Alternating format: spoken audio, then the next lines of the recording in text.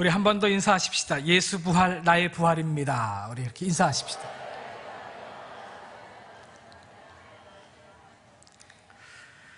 이 시간에 하나님의 말씀을 듣는 여러분 모두에게 부활하신 예수 그리스도의 은총과 축복이 함께하기를 주님의 이름으로 축원합니다. 자식의 죽음을 안고 절규하는 한 여인이 있었습니다. 그분이 부처님을 찾아갔습니다. 부처님, 이 아이를 좀 살려주십시오. 애원했습니다. 부처님이 이 여인에게 이렇게 얘기했습니다. 사람이 죽지 않은 집을 찾아가서 그 집에서 겨자씨 3개를 얻어오너라. 그러면 너의 소원이 이루어질 것이다. 이렇게 답을 주었습니다. 이 여인이 마을을 다 뒤졌습니다. 근데 사람이 죽지 않은 집은 없습니다. 부모가 먼저 돌아가시든지 다 이렇게 사람은 죽게 돼 있는 것입니다. 그것을 깨닫고 이 여인이 그렇구나, 모든 사람은 다 죽는 것이구나, 인생의 그 이치를 깨달았다고 하는 것입니다. 그래서 결국 자식의 죽음을 수용하게 되었다 하는 얘기입니다. 이 여인이 부처를 만나지 못했다면 자식의 죽음을 수용하지 못하고 평생 고통 가운데 삶을 살았을 것입니다. 여러분, 이 죽음의 고통, 이 세상의 고통을 수용하면서 삶을 산다, 이건 참 중요한 일일 수 있습니다만은, 그러나 수용하는 것에서 그치는 것이 다가 아닙니다. 우리 기독교는 무엇입니까? 그냥 죽음의 문제를 수용하고 포기하고 그냥 받아들이고, 이 죽음은 어쩔 수 없는 문제구나, 이렇게 사는 것이 우리 기독교는 아닌 것입니다. 그냥 포기하고 낙심하고 수용하는 것이 아니라 성경은 이 죽음의 문제를 넘어선 희망이 있다고 우리에게 선언해주고 있다는 사실입니다. 그 희망, 그 소망은 무엇일까요? 이 죽음의 절망 가운데서도 우리가 희망을 가지고 삶을 살아야 할 그 이유는 도대체 무엇일까요? 그것은 우리 예수님께서 죽음을 이기시고 부활하셨기 때문입니다. 요즘 저는 죽음이란 무엇인가라고 하는 예일대학에서 17년 이상 명강의를 한 그런 그 철학자의 그 책을 읽고 있습니다. 그 책에 대해서 찬성하는 것은 아닙니다. 철학적으로 여러 가지 이야기를 하고 있습니다만은 별로 석연치가 않습니다. 자, 이 죽음에 대한 질문, 이 죽음이란 도대체 무엇인가라고 하는 이 질문들은 인류가 시작되고 나서 끊임없이 제기되어 왔습니다. 인류의 정신사에 공헌한 수많은 종교와 철학들은 이 질문에 대해서 나름대로 답을 찾아왔습니다. 그렇지만 죽음 이후를 건너갔다 오지 않고서야 어떻게 이 죽음의 문제에 대해서 죽음은 이런 것이다라고 답변을 할 수가 있는 것일까요? 죽음 이후에 어떤 일이 일어나는 것인가? 죽으면 끝나는 것인가? 죽음 이후에 또 다른 삶이 존재하는 것인가? 그 누구도 제대로 답변할 수가 없는 것이지요. 그래서 논어에 보게 되면 이 공자의 제자 계로가 공자님에게 질문을 합니다. 공자님, 죽음이란 무엇입니까? 라고 하는 질문을 했을 때 공자님이 대답합니다. 내가 태어나는 것도 모르는데 어찌 죽음의 문제를 알겠는가? 라고 대답했다고 하는 일화가 있습니다. 이것은 보통 사람들이 죽음의 문제에 대해서 느끼는 솔직한 심정이라고 볼 수가 있습니다. 조금 더 이 죽음에 대해서 나은 견해를 가질 수가 있습니다. 죽음 이후의 삶에 대해서 정확히는 모르지만은, 그러나 죽음 이후에 또 다른 생이 있지 않을까 막연히 믿어보는 것입니다. 죽음 이후에 천국과 또는 극락이 있어서 우리 부모님이 또 우리 가족이 이 세상을 떠나게 될 때 그들이 좋은 곳에 갔을 것이다, 천국이나 극락 같은 좋은 곳에 갔을 것이라고 하는 이 막연한 믿음을 가짐으로써 이 인생의 위안을 삼고자 하는 견해가 있을 수가 있는 것이죠. 지금 이 시대에 아주 인기 있는 강사들이 많이 있습니다. 또 베스트셀러 작가들이 많이 있죠. 요즘에는 특별히 스님들이 참 좋은 책을 많이 써내고 또 스님들이 좋은 강의를 많이 하는 것 같습니다. 희망이 없어 보이는 이 시대에, 정말 힐링이 요구되는 이 시대에 많은 사람들에게 힐링을 주고 희망을 주는 것 같습니다. 우리가 너무나도 잘 아는 한 스님도 인기 있는 강사이고 또 베스트셀러 작가이기도 합니다. 그분이 참 좋은 강의를 많이 하는 것 같습니다. 성경을 인용하기도 하고 또는 성경적인 관점에서 이야기하는 것, 그런 그 내용들도 종종 있는 것을 보게 됩니다. 그러나 우리가 세밀하게 그 강의를 분석해보면 성경적이지도 않고 성경과는 좀 떨어진 사상이라고 하는 사실을 우리가 알 수가 있습니다. 참 이분의 강의가 참 좋습니다. 어떤 분이 부모님이, 어머님이 이 세상을 떠나게 됐는데 극락에 갔는지 좀 그 문제에 대해서 답변을 듣고 싶다 하는 그런 질문을 하게 됐을 때 이 스님이 대답을 하는데 이런 대답을 합니다. 믿는 자에게는 복이 있나니 천국이 저희 것입니다. 이런 식으로 답변을 해 줍니다. 그러면서 하는 얘기가 극락이 있는지 없는지 또 천국이 있는지 없는지 그건 따지지 말고 믿으면 누가 편하냐, 누구에게 복이 있느냐, 그러니까 그건 몰라도 그건 따지지 말고 믿는 자에게 복이 있으니까 그냥 극락 가는 줄 믿어라. 이렇게 답변을 해주는데 질문한 사람은 뭐 별로 그렇게 석연치 않아 하는 그런 표정을 짓는 그 모습을 보게 됩니다. 조금의 위안이 될 수 있을는지는 모르겠습니다만은 그런 완전한 답변은 아닌 것 같습니다. 어느 성도님이 저에게 카톡으로 이분의 그 강의를 이렇게 보내주셨어요. 제가 한번 봤는데, 한번 3분짜리 강의인데 잠깐 한번 같이 보도록 하겠습니다. 네.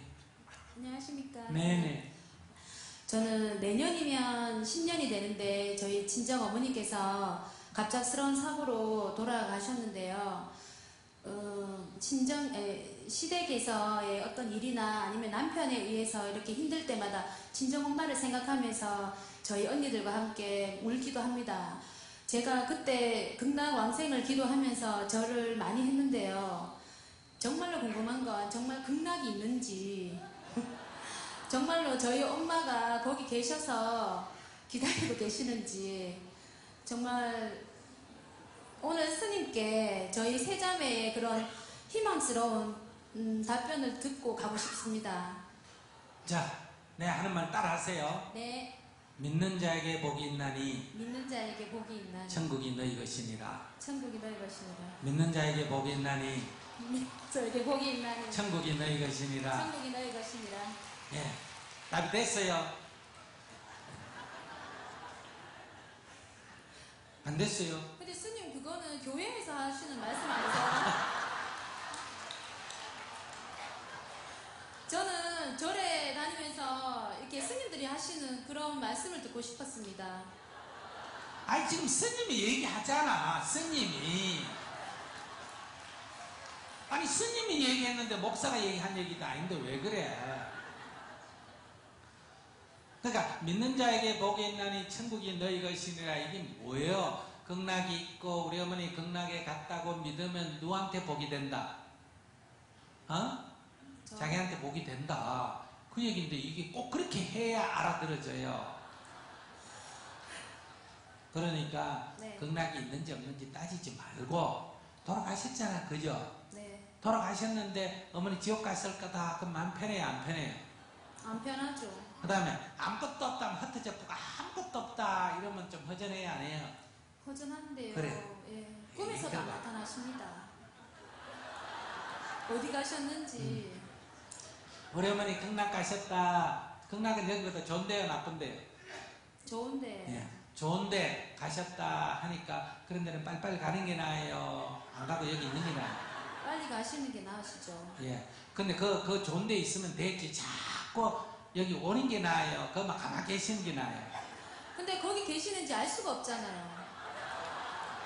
그래서 내가 앞에 뭐라 그랬어요? 아, 믿는 자에게 천국이 있나니. 알겠습니다. 믿는 자에게 복이 있나니.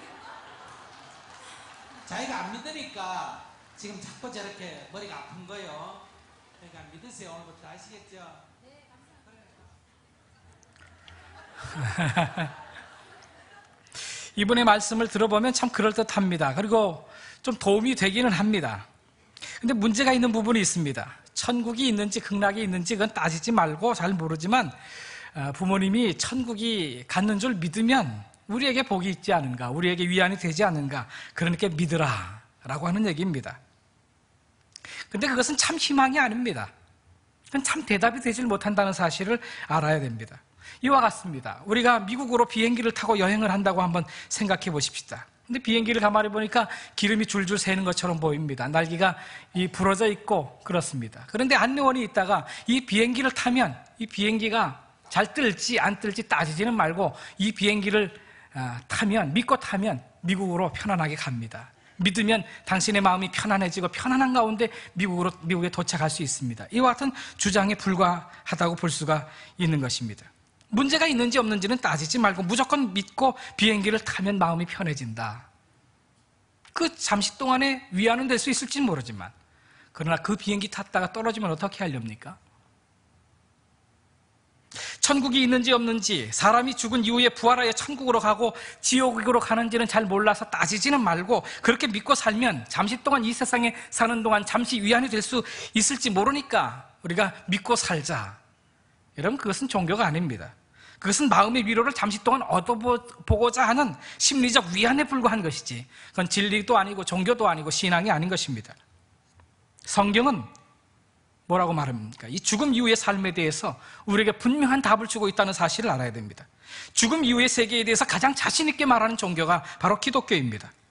기독교가 이 죽음 이후의 세계에 대해서 가장 자신 있게 말하는 이유가 무엇입니까? 예수 그리스도께서 우리의 죄악을 대신해서 이 세상에 오셔서 십자가에서 죽으시고 죽음을 경험하시고 3일 만에 부활하신, 이 죽음을 경험하신 분이기 때문에 그렇습니다. 그래서 예수님께서는 요한복음 11장에 우리에게 이렇게 말씀합니다. 예수께서 이르시되 나는 부활이요 생명이니 나를 믿는 자는 죽어도 살겠고 무릇 살아서 나를 믿는 자는 영원히 죽지 아니하리니 이것을 내가 믿느냐라고 말씀하십니다. 히브리서 9장에는 이렇게 말씀합니다. 한 번 죽는 것은 사람에게 정하신 것이요 그 후에는 심판이 있으리니 라고 말씀하고 있습니다. 이 세상에 사는 모든 사람은 한 번은 다 죽게 되어 있습니다. 예수 믿는 사람이든지 안 믿는 사람들이든지 반드시 죽게 되어 있습니다. 그러나 부활하신 예수 그리스도를 마음속에 구주와 주님으로 영접하게 될 때 우리 안에 예수의 생명이 들어온다 그 말입니다. 예수의 영원한 생명이 우리 안에 있기 때문에 우리는 죽어도 다시 산다. 성경은 그렇게 말씀하고 있습니다. 우리가 지금 봄이 되었습니다.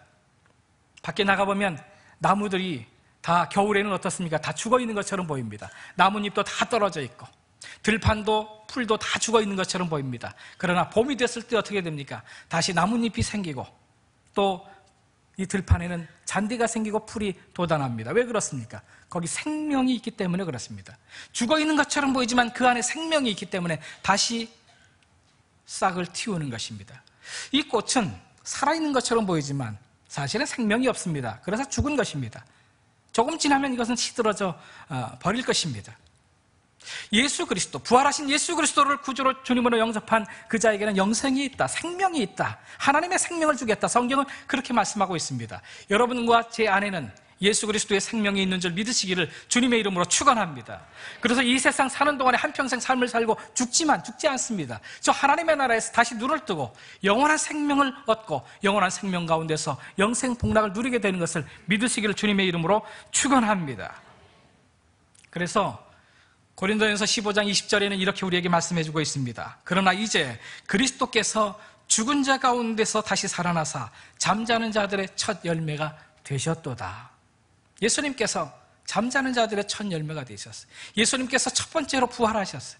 그 예수 그리스도를 구주로 주님으로 영접한 사람에게는 하나님의 생명이 심겨져 있는 것입니다. 우리는 죽는 게 아닙니다. 심겨진 것이, 하나님의 생명이 심겨진 것이. 우리가 저 밭에 씨앗을 심습니다. 거기 아무것도 없는 것처럼 보입니다. 그러나 열매 맺는 그 시기에 열매가 나타나지, 열매가 맺어집니다. 그 생명이 거기 심겨져 있기 때문에 그런 것입니다. 그리스도인의 죽음은 마치 그와 같은 것입니다. 우리는 장사 지내는 게 아닙니다. 저 땅에 하나님의 생명을 심는 것입니다. 주님께서 부활하셨을 때 우리가 다시 하나님의 나라에서 이 생명의 열매로 다시 태어난다는 사실을 우리가 알아야 합니다. 그래서 빌리 그레함 목사님은 우리에게 이렇게 증언합니다. 여러분이 어느 날 신문에 나의 죽음의 소식을 듣거든 그것을 믿지 마십시오. 나는 죽은 것이 아니라 영원한 나라로 옮겨간 것입니다. 이화여대 총장을 지냈던 김한란 여사도 이런 얘기를 합니다. 여러분, 내가 죽으면 내 장례식에 장송곡을 부르지 마십시오. 슬픈 곡을 부르지 마십시오. 오히려 환희의 노래, 승리의 행진곡을 불러주십시오. 왜요? 나는 영원한 나라에 들어갈 것이기 때문입니다. 내 육신과 영혼은 온전히 부활할 것을 믿기 때문입니다. 라고 그는 고백했습니다. 여러분, 예수님의 부활 사건은 분명한 것입니다. 예수님의 부활이 이 첫 열매가 되심으로 이제 우리 모두는 살아서 부활할 것을 믿게 된 것입니다. 성경은 분명하게 주님께서 우리의 죄를 위해서 이 땅에 오셔서 십자가에 죽으시고 3일 만에 부활하셨음을 증언하고 있습니다. 부활하신 다음에 예수님께서는 마리아에게 보이셨습니다. 그리고 그 이후에 마가복음 16장의 말씀을 보게 되면 엠마오로 되돌아가는 두 제자를 예수님께서 만나주셨습니다. 베드로를 만나주셨고 12제자와 500여 형제에게 일시에 예수님께서 부활하신 예수님의 몸을 보여주셨습니다. 예수님의 형제 야고보와 예수님을 믿지 않을 뿐만 아니라 예수 믿는 사람을 박해했던 사도 바울 앞에까지 나타나서 이 부활하신 예수님은 그를 보여주셨습니다. 어떤 사람이 예수님을 너무 그리워해서 환상적으로 예수님을 볼 수 있을지는 모르겠어요. 한 사람이. 그러나 여러 사람이 동시에 예수님의 부활하신 몸을 봤다고 하는 것은 그건 환상이 아닙니다. 실제로 예수님께서 부활하신 예수님을 만난 것이지. 여러분, 부활신앙은 역사적 사실에 근거한다고 하는 사실을 알아야 됩니다. 예수님이 부활했는지 안 했는지는 잘 모르지만 부활했다고 믿으면 우리에게 복이 있고 우리에게 은혜가 되고 위안이 되고 희망이 되니까 믿자, 그 얘기가 아닙니다. 성경의 증언은 그것이 아닙니다. 사실이 아닌 것은 힘이 있을 수가 없습니다. 제자들이 은밀한 장소에 모여 앉아서 예수님께서 죽으셨다니 이게 말도 안 돼, 예수님께서 살아나셨다고 우리가 이야기를 하자, 그렇게 주장하자. 여러분, 그렇게 한다고 해서 그게 힘이 되는 것입니까? 자기들이 만들어낸 그 거짓말을 위해서 죽음에 이르기까지 순교하고 박해를 당할 수 있습니까? 어떤 사람들은 기름이 끓는 커다란 가마솥에 던져져 죽기도 했습니다. 예수 부활을 인정하는 것 때문에. 장작더미 위에서 불에 타 죽기도 했습니다. 목베임을 당하고 십자가에 거꾸로 매달려 죽으면서도 주님을 향한 참된 신앙 고백을 했습니다. 근데 이와 같은 순교는 사실이 아니고서는 불가능한 것입니다. 예수님의 제자 모두가 다 이 순교를 당했어요. 예수 부활을 경험했기 때문에 죽음을 두려워하지 아니하고 끝까지 믿음을 지킬 수가 있었던 것입니다. 예수님이 부활하셨다는 실제적인 증거를 내 손으로 만져보지 않고는 도저히 믿을 수 없다라고 주장했던 이 도마는 뭐라고 말합니까? 예수님이 그 앞에 나타나셨어요. 그래서 예수님께서 십자가에서 이 창자국에 찔리신 그 못자국을 내가 그 창자국을 만져보지 않고서는, 그 손에 박히신 그 못자국을 내가 만져보지 않고서는 예수님의 부활을 믿을 수 없다. 그렇게 이야기했던 이 도마가 부활하신 예수님을 만나고 그 창자국을 만져보고 못자국을 만져보고 나서야 무엇이라고 고백합니까? 나의 주 나의 하나님이여 라고 예수님 앞에 그렇게 고백하지 않습니까? 제자들이 이렇게 순교적인 신앙, 이 헌신적인 신앙인이 될 수 있었던 것은 실제 부활하신 예수님을 만났기 때문입니다. 그저 막연히 부활하신 예수님을 믿은 게 아니에요. 그건 힘이 없습니다. 능력이 되질 않습니다. 옥스퍼드 대학의 역사학 교수였던 토마스 아놀드라고 하는 교수는 이렇게 얘기합니다. 나는 여러 해 동안 과거의 역사를 연구하고 그 사실을 조사하고 이에 대하여 기록한 문헌과 유물을 고증하여 그 사실 여부를 조사하였습니다. 그런데 하나님께서 우리에게 주신 표징, 곧 그리스도가 죽으셨다가 다시 살아나셨다는 사실보다 더 분명하고 완전히 이해할 수 있는 사실을 인류 역사에서 나는 보지 못했습니다 라고 그는 고백합니다. 하버드 대학교의 유명한 법학 교수인 사이먼 그린리프라고 하는 박사는 증거를 다루는 천재입니다. 하버드 대학교 이 법학과를 미국의 명문으로 끌어올린 석학입니다. 그는 법원에서 사용하는 증거의 법칙을 예수 그리스도의 부활 사건에 대해서 그대로 적용했습니다. 예수 그리스도의 부활에 대한 증거 자료들에 그대로 적용한 결과 예수 그리스도의 부활은 역사상 그 어떤 사건보다 더 확실한 증거로 증명되는 사건이라는 결론을 얻었다고 그는 말합니다. C.S. 루이스, 문학적인 천재이고 캠브리지의 이 중세와 르네상스 문학 교수였던 이 C.S. 루이스는 기독교는 틀렸다고 그렇게 생각했던 사람입니다. 자기가 기독교를 받아들인다고 하는 것은 가장 싫어하는 것이라고 그렇게 말했던 사람입니다. 그런데 그가 밤마다 연구를 하다가 가장 자기가 혐오했던 복음서의 역사성을 그는 인정할 수밖에 없었습니다. 주님의 부활하심과 그분의 살아계신 그 하나님이라고 하는 사실을 인정하고 그분 앞에 엎드려 회개하게 된 것입니다. 여러분, 그렇습니다. 예수님의 이 부활의 역사성과 사실을 우리는 확실히 믿어야 되겠습니다. 그리고 거기서 더 나아가서 우리는 우리를 얽매고 있는 이 죽음의 사력, 이 사망의 결박을 풀어내고 변화된 삶을 살아야 합니다. 오늘 본문 11장 43절 44절의 말씀을 보게 되면 이런 말씀이 나옵니다.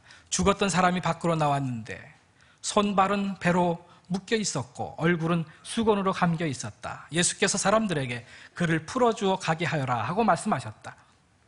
이 말씀은 죽은 지 나흘이나 된 이 나사로에게 예수님께서 일어나 나오라 라고 말씀했을 때 나사로가 일어나 걸어 나오는 장면입니다. 그런데 나오는데 어떻게 됩니까? 여전히 손발은 지금 묶여 있는 상황입니다. 살아나긴 했습니다.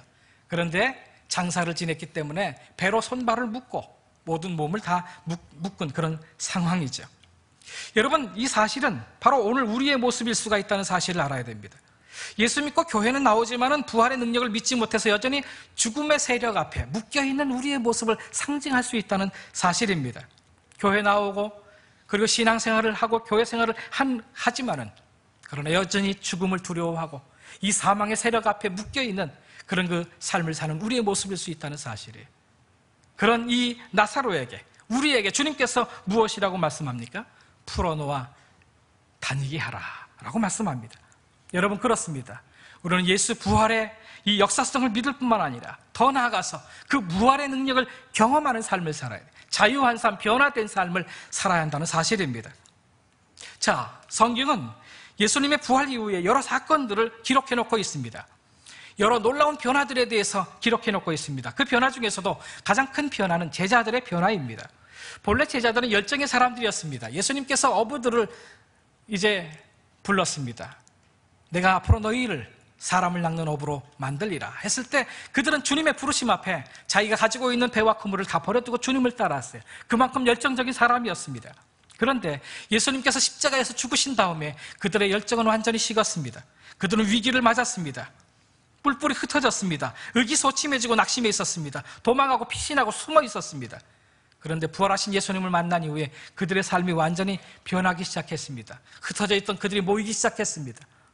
숨어 있었던 그들이 나와서 모이기 시작했습니다. 담대하게 예수 복음을 증거하는 그런 사람들이 되었습니다. 사도행전 2장에는 이렇게 말씀하고 있습니다. 날마다 마음을 같이하여 떡을 떼며 교제하고 오로지 기도하기를 힘썼다. 예수 부활을 경험한 다음에 흩어져 있던 그 제자들은 모이기 시작했다는 사실, 교제하기 시작했고 기도하기 시작한 것입니다. 열정이 회복된 것이죠. 그들은 더 나아가서 이제 하나님의 복음을 담대하게 전하는 그런 사람들이 됐습니다. 그들은 예수님이 십자가에서 죽으신 다음에 그들은 어떻게 했습니까? 자신들도 로마 군인들에게 잡혀서 죽으면 어떻게 될까? 죽음에 대한 두려움에 사로잡혀 있었어요. 그런 예수 부활을 경험한 다음에 그들은 더 이상 죽음이 두렵지 않았어요. 우리도 이 예수님처럼 부활할 수 있으리라, 이 믿음이 있었기 때문에 그런 것입니다. 그래서 그들은 복음 전도에 아무런 장애물이 없었습니다. 전에는 숨어 있었지만 이제는 밖에 나와서 담대하게 광장에서 하나님의 말씀을 전합니다. 예수님이 부활했는지 안 했는지 그건 잘 모르지만 믿으면 우리에게 복이 되니까, 우리에게 은혜가 되니까 믿자고, 그렇게 복음을 전하는 것이 아닙니다. 확실하게 부활하신 예수님을 확실하게 만났기 때문에 예수 부활을 전했어요. 확신 있게 전했습니다. 그래서 어떻게 됩니까? 3,000명이 한순간에 회개하고 예수님을 믿게 되는 역사가 나타납니다. 5,000명이 예수님 앞에 돌아오는 역사들이 나타났던 것을 보게 됩니다. 이와 같은 기적 같은 역사가 나타났다. 예수 그리스도의 역사성, 그 사실성을 믿고 그 부활을 경험하게 될 때 이런 놀라운 변화가 있다는 사실을 우리가 알아야 되는 것입니다. 애매모호한 믿음, 막연한 믿음, 그건 힘이 없는 것입니다. 일시적인 위로, 일시적인 위안은 될 수 있을지 모르지만 능력이 되지 못한다는 사실을 알아야 합니다. 사랑하는 성도 여러분, 분명한 믿음을 가지십시다. 그저 일시적인 위안을 얻기 위한 그런 싼 은혜, 싼 값싼 그런 믿음이 아니라 확실한 믿음, 확실한 부활신앙을 가지십시다. 그래서 변화되어 열정을 회복하고 하나님께서 우리에게 주신 사명을 끝까지 감당하시는 저와 여러분 되기를 주님의 이름으로 축원합니다.